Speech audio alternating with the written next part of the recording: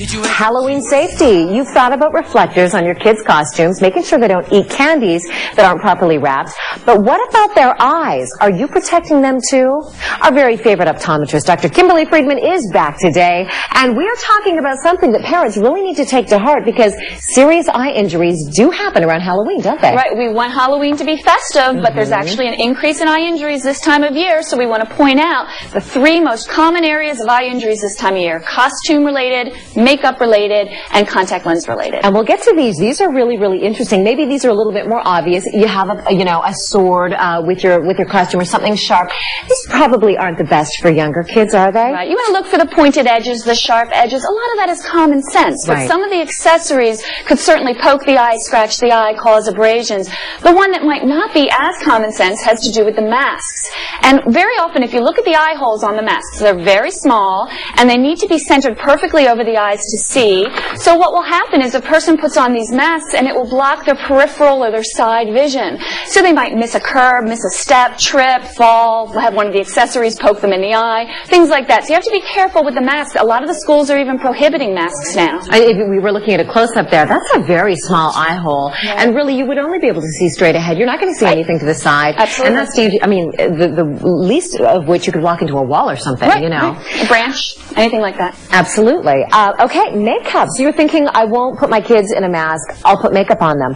Maybe that's okay if it's done properly, but what about makeup like this, like glitter or something like that? Two things you have to look out for. With the regular makeup, the non-glitter kind, you want to make sure to read the labels and make sure that it's approved for the eye area. The skin around the eye is very sensitive, very thin, so makeup that might be fine on the cheeks would actually cause irritation to the eye.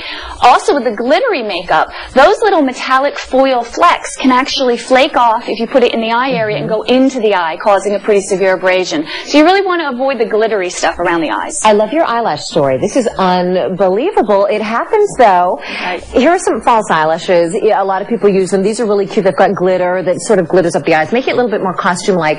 You said that you have heard, it wasn't one of your clients, it was someone else, apparently attaching them with super glue. Super glue. Yeah, that's from the category of can you believe it, you know? They use super glue to adhere the eyelashes, and then when they went to remove them, of course, part of the skin and most of their eyelashes came with them. So make sure, if you're going to use these glittery eyelashes, that you use only the approved adhesive, and I would really recommend that those eyelashes or anything that you're gluing in or around the eye area really be an adult-only type of a product. And finally, let's wrap it up with a really good warning about these contact lenses. Oh, they're very, very cool. You know, kids love them. I can see why, you know, teens especially might be attracted to these. Right. But there is a warning that we need to get out about these novelty contact lenses, right? Right. The novelty contact lenses are fun. They really enhance the costume. There's nothing wrong with them per se as long as they're being prescribed by a doctor. They are a medical device, just like a contact lens that's used to provide prescription correction. These are only novelty, but they still carry with them the same risks, possibly oxygen deprivation to the eye if it's fit improperly. So these need a prescription just like prescription contact lenses, and you cannot obtain them from the boardwalk, the gas station. If you see them there, they're being sold illegally. Excellent warning. Thank you so much, Dr. Kimberly Friedman. And again, as always, we love to have you.